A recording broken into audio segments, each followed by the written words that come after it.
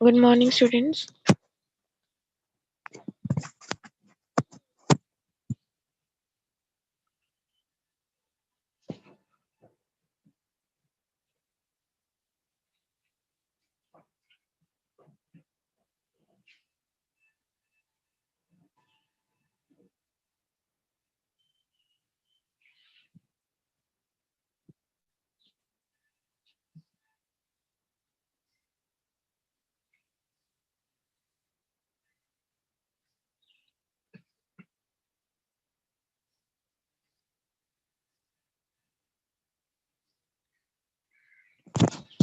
So we were discussing lenses, right? And a short part of the lenses was remaining. Can you tell me which part was remaining?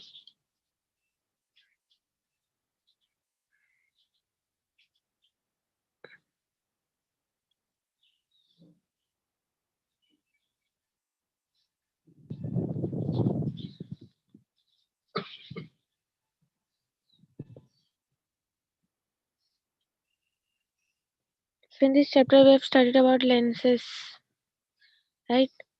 Concave lens, convex lens, and then about the disorders like myopia, hypermetropia, presbyopia,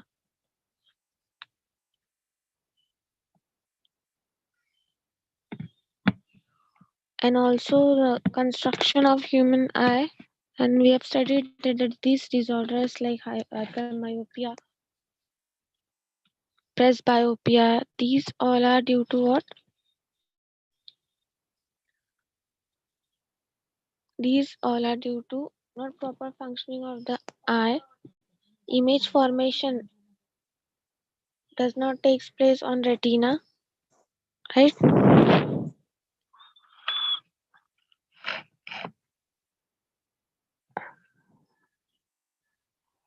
So the part which is remaining here is use of convex lens, in which we have to study about simple microscope and then compound microscope. So let's see here what is given. So what type of lens is used here in microscope is convex lens. So a convex lens with small focal length produces a virtual, erect and bigger image of an object as shown in the figure. So this is according to the rules of image formation. Proper focal length is actually very important.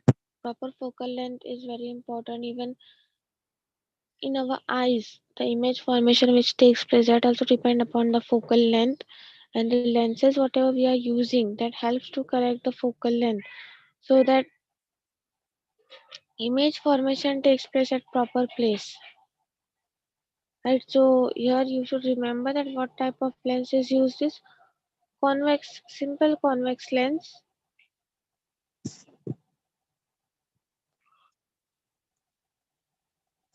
So how much bigger we can get the image? One can get an image which is 20 times larger. Okay, so this is actually quite big.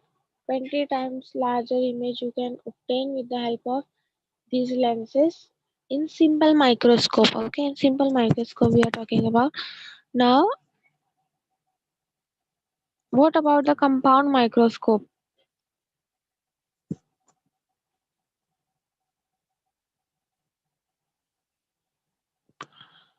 So, what is the difference between simple microscope and compound microscope? Can you tell me when we are using simple microscope and when we are using compound microscope?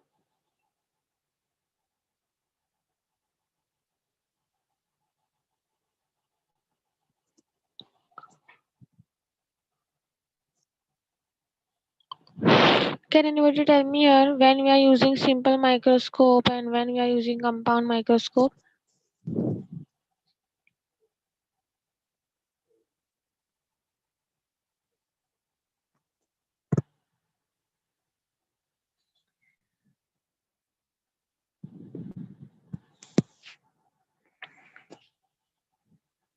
See here also, if you read, you can see simple microscope is used to observe small size objects. Okay, what is the use of microscope actually is to see the smaller objects which we cannot see with our naked eyes.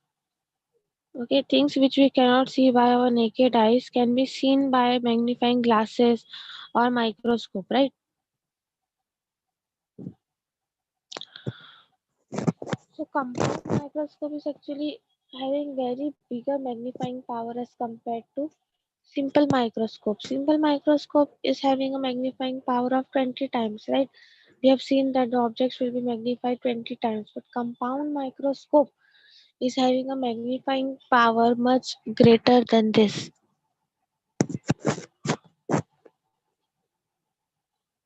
So very minute objects like blood cells is there, cells of plants and animals is there, minute living things like bacteria. So all these things we know that the cell of our body or cell of any of the plants, animals or the bacterial cells, viral cells, these are very very small. These are very small and these are so much small that we cannot see them with our naked eyes, right?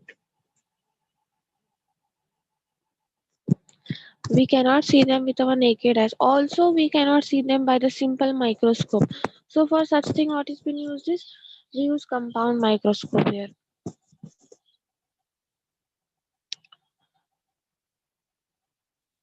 So when we see the construction of compound microscope, it is made up of two convex lenses. If you see in the diagram also,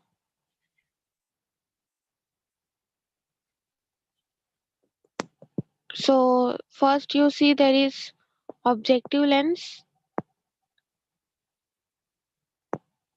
Objective lens is given and the second is eyepiece. Okay, so both are lenses, objective lens and eyepiece.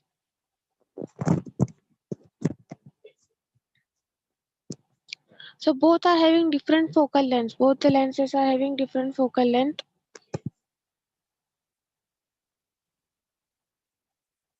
Here, in case of simple microscope, in only one lens is used.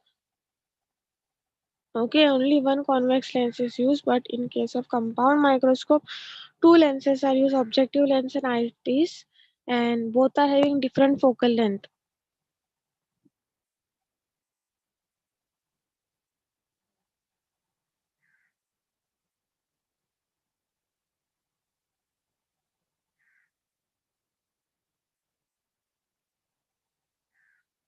Now suppose here first object is kept here, you can see here object is written. First object is written here.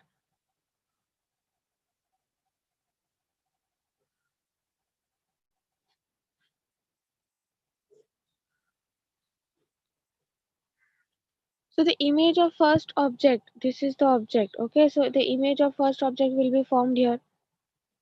Image of first object will be formed here. Okay, now the image which is formed here with first lens, image which is formed by first lens now acts as an object for second lens. Okay, the image which is formed by first lens, that is objective lens, now act as a object for another lens. Means magnification is getting two times, right? Magnification is getting two times. First it is been magnified by objective lens and then again it is magnified by eyepiece. So such type of mechanisms takes place in compound microscope.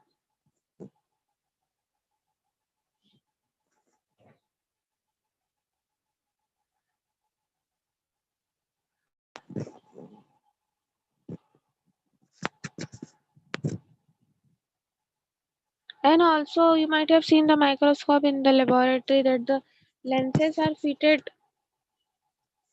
lenses are fitted inside a metallic tube in such a way that the distance between can be changed. Okay, we have a knob like screw by which we can adjust the distance between the lenses. Okay, so when the distance between the lenses is changed, so what happens, even the magnification also changes. So we can control here the size of the object, how much magnified you want, or also you can control the proper light. Okay, proper light is very important, because when the light is not proper, the object is not clear. Object will not be seen very clearly. So the control of light and control of magnification is an important factor here, and that is in our hand. We can control it by adjusting the knobs which are given in the microscope.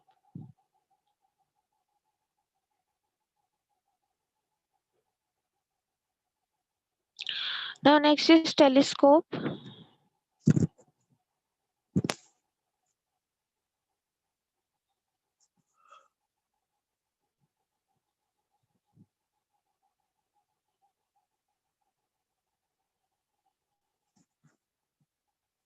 Now you all know very well when this telescope is used. Where this telescope is used.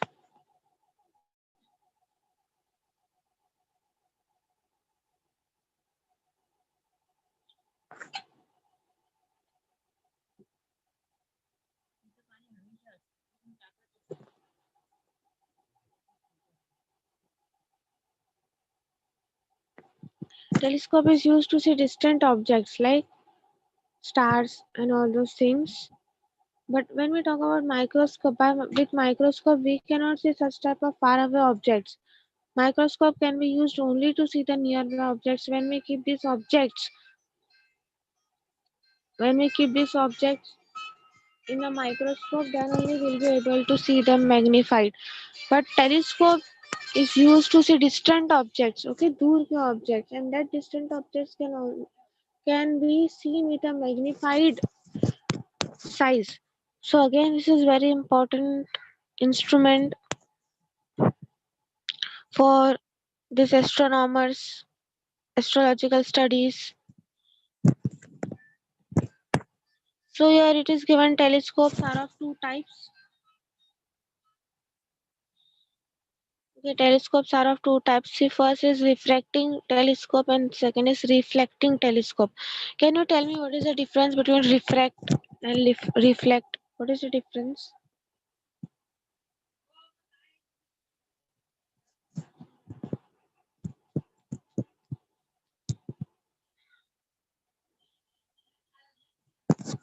What is the difference between refract and reflect?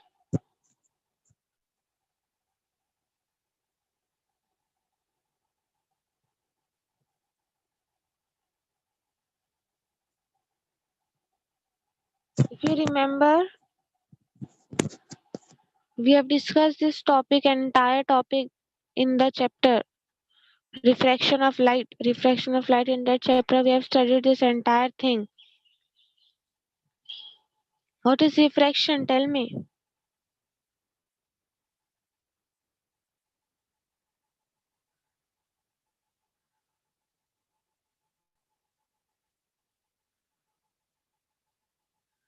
Yes, students, you don't know what is refraction?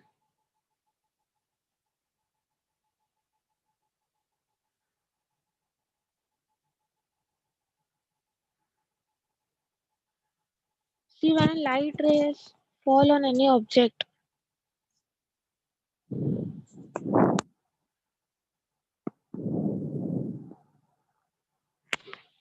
every telescope uses lenses. Okay. If you see a refracting telescope, this uses lenses. What about reflecting? This uses mirrors and also lenses. This is also using lens. Okay. Without lens, how magnification will take place? Magnification will not take place without lens. So whether it is a microscope or it is a telescope, both will be using lenses. So difference, I'm asking that what is refraction? It is not related to, I'm not asking related to microscope, just a general meaning of refraction and reflection. I want the general meaning here.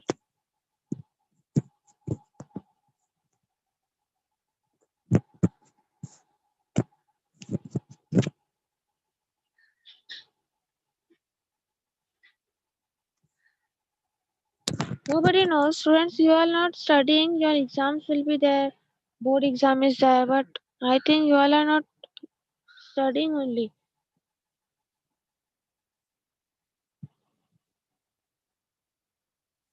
So suppose any object is there. This is any object and light ray is coming. Okay, this is the light ray. This is the light ray. So what is reflection is when the light ray is coming here and it is getting incident on the object. So it will be thrown back. It will be thrown back. This is known as reflection. This is known as what? Reflection. When the light is thrown back completely, it is known as reflection. Reflection. Reflect. And what about refraction now?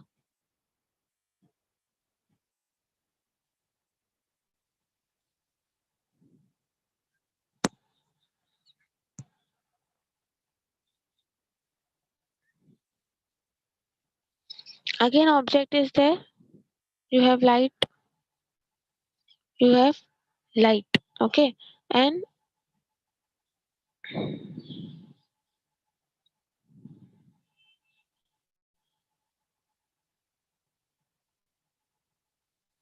this is light ray. When it is falling on the object, it will not be thrown back. It will not be thrown back. But what will happen? There will be a slight change in the direction. There will be slight change in the direction like this. Slight change in the direction. This is known as refraction.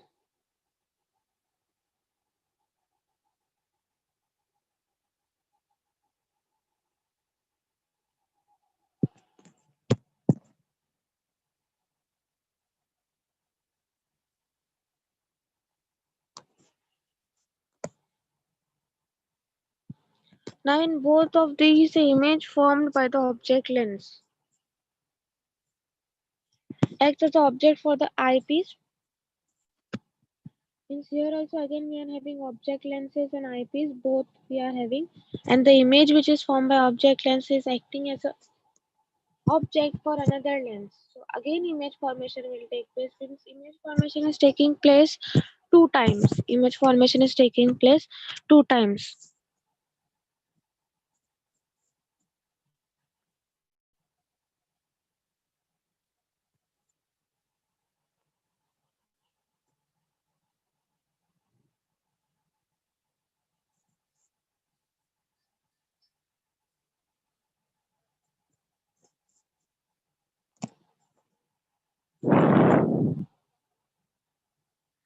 Again here, since both the lenses are fitted in a metallic tube, there is a possibility that we can change the length between them. Okay, and when we are changing the length between them, what happens is the focal length also changes. And when we are changing the focal length, the size of the image and also the magnification may change. So here also this is there in our control that how we change the size. Now next in optical instrument what we have to use is convex lenses are again used in various other instruments like camera is a projector, spectrograph. Okay, projectors are very commonly used nowadays. Even in schools and classes, projectors are used on a very large scale. So you might be very much aware of about this instrument. So again, this is also using convex lenses. Then spectacles. Spectacles are also using convex lenses.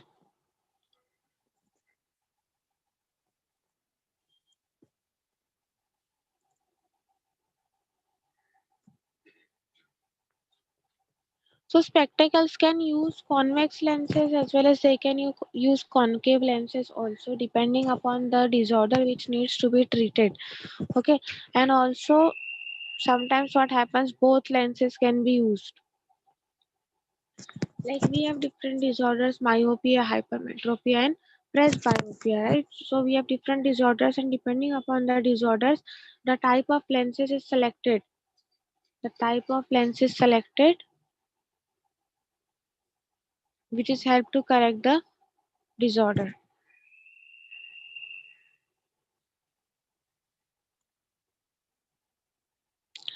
Now, next topic is persistence of vision. What do you understand by persistence?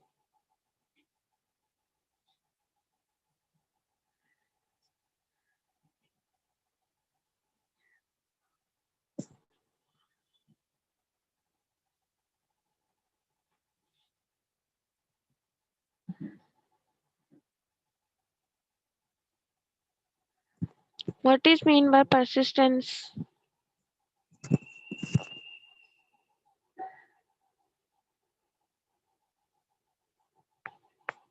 Persistence. We need to talk about persistence of vision. Okay, so here persistence means to remain.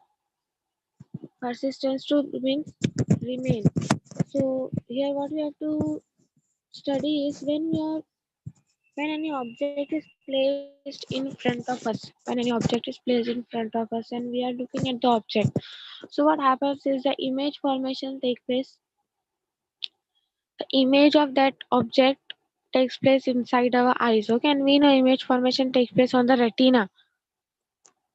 So whenever that object is being removed from our sight, so what will happen that we will not able to see the object, means image formation is now not taking place. Image, as soon as the object is being removed, so what will happen, image formation will not take place and then we are not able to see the object. But this does not take place very instantly. This does not take very instantly, means for a very short duration of time, even when the object is being removed from your side. Okay, what will happen, you will be able to see the image of that object for very short, means it is very short, it is 1 upon 16th of a second.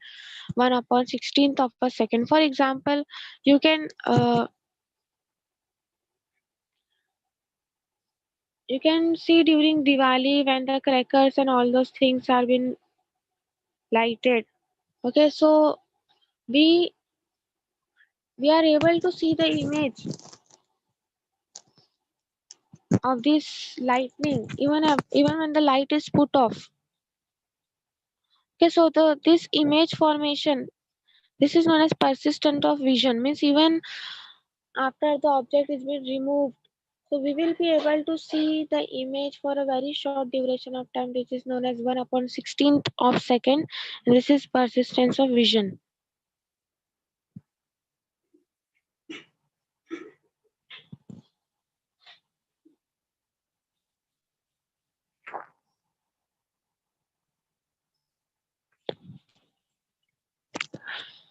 Now, perceiving different colors means how we are able to identify different colors. So everything which is related to image formation, everything which is related to image formation takes place on the retina, because we know image formation takes place on the retina. So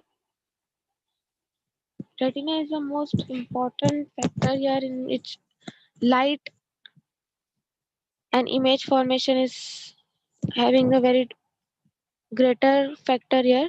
So these cells are shaped like a rod and like a cone. Which cells we are talking about? Light sensitive cells. Okay, light sensitive cells are shaped like what? Rod and cone shape. So you might be knowing what is rod, long cylindrical shape. Okay, that is rod and cone shaped like the ice cream cone. So the rod like cells respond to the intensity of light and give information about brightness or dimness. Okay, this what is the work of the rod like cell, they respond to intensity, whether there is too much light or whether the light is very dim.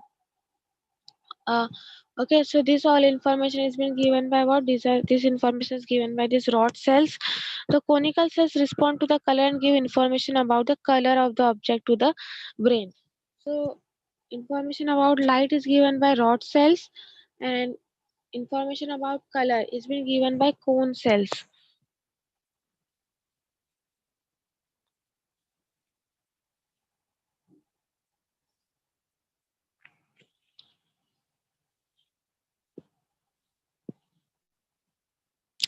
So here see what is given, that rod like cells respond to faint light but conical cells do not. Okay, means perception is there, color perception. We cannot see the colors.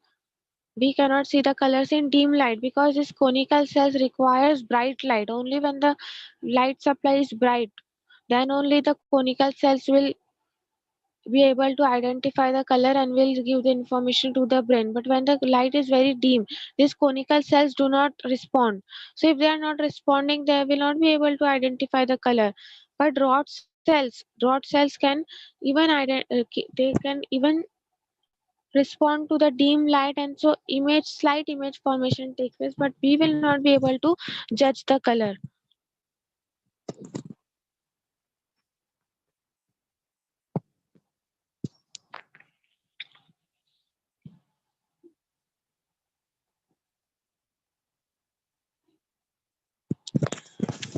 So again, conical cells are of different types. Okay, there are different type of conical cells depending upon the color. Okay, so conical cells respond to different colors. Like you see, if there is a any object of red color in front of us and the red light is falling on the red light is falling on our eyes. So what will happen? The conical cells which are sensitive to red light. Okay, conical cells. There are different conical cells. Some conical cells are sensitive to red light. Some are sensitive to blue. Some are sensitive to green. Some are sensitive to yellow. So such type of conical cells are there. And when any object which is red in color is kept in front of us, so the red light is going to fall on our eyes. So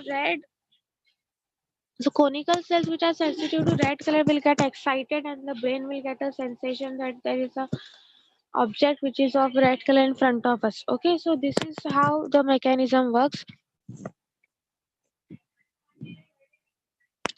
And sometimes we said that a person is color blind. Okay, we say that a person is color blind. He is not able to see that particular color. Suppose he is not able to distinguish between blue color and green color. That person is said to be color blind.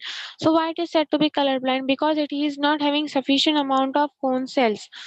He is not having sufficient amount of cone cells that will get excited when the uh, light is falling on the eyes. He's not having sufficient amount of cells which will respond to blue color. He is not having sufficient amount of cells which will respond to green color. So because of this, no sufficient cells are present. So distinguishing factor here is not possible. And the person will not be able to distinguish between these two colors, and it is said to be a color blind person. Okay, this is said to be a color blind person.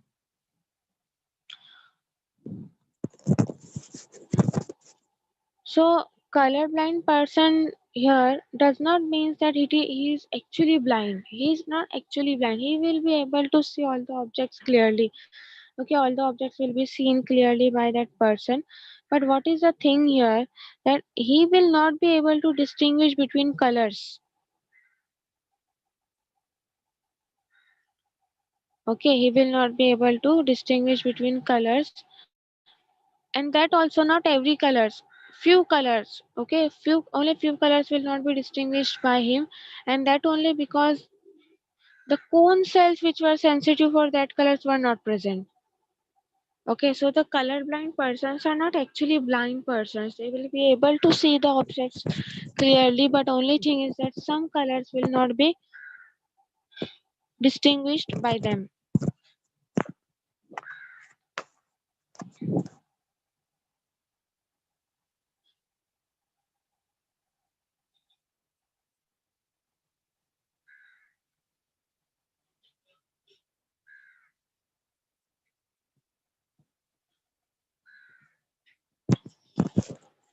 So with this we have completed with our chapter, and if you have any doubt in this chapter or related to any topic, then please tell me.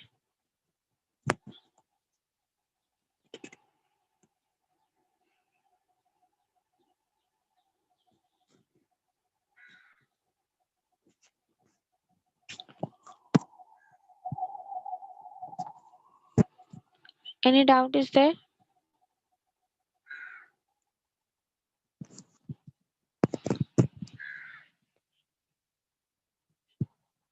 No doubt, students?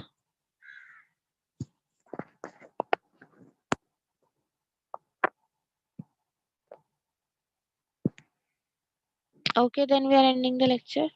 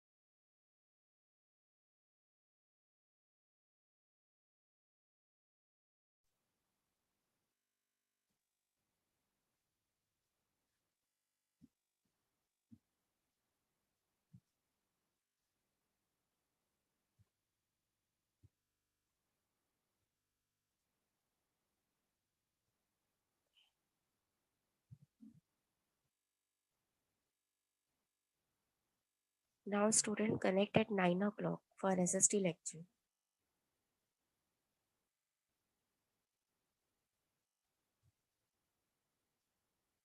Students, are you hearing me? Connect at 9 o'clock for SST lecture.